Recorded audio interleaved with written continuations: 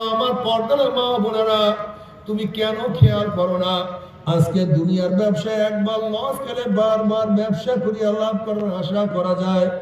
আজকে দুনিয়ার পরীক্ষা ফেল করে বারবার পরীক্ষা দিয়ে পাস করার আশা করা যায়।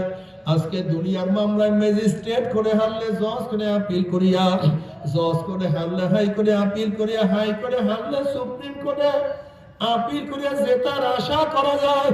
কিন্তু খুদা না খাস্তা, খুদা না খাস্তা, খুদা না খাস্তা, মওতের মামলায়, কবরের মামলায়, কিয়ামতের মামলায়, ওই মিজান পুসরাতের মামলা যে একবার সিলিপ কাটিয়া যায় আর তো দ্বিতীয়বার আপিল করা যাবে না। আল্লাহ, তুমি কেন খেয়াল করো না? প্রত্যেকটা কাজ দ্বিতীয়বার করার সুযোগ আছে, কিন্তু মৃত্যু দ্বিতীয়বার হওয়ার কোনো সুযোগ নাই।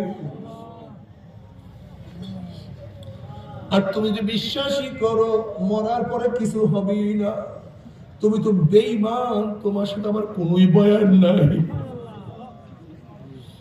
তুমি যদি মনে করো মৃত্যুর পরে কিছুই হবে না, তুমি তো কাফের, তোমার সাথে আমার কোনো নসিহত নাই।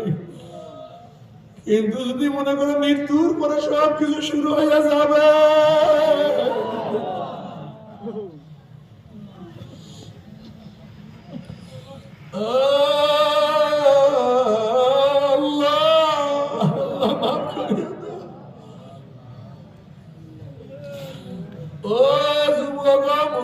আমার পরে ওই গর্ত এমন এক গর্ত, ওই গর্তের মধ্যে একবার যে পড়ছে সে বের হইতে পারে না। আল্লাহ,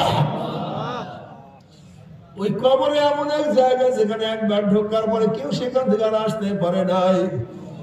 ওই কবর তোমার মতো আমার মতো কত মানুষকে নিচ্ছিন্ন করিয়া ফেলাইছে।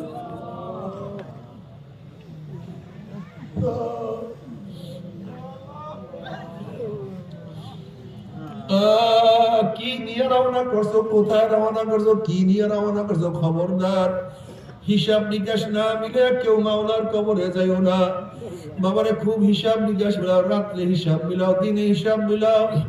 তোমার নামাজের অবস্থা কি, রোজার অবস্থা কি, ইবাদতের অবস্থা কি? আমি তো সারাদিন গুনাই করি,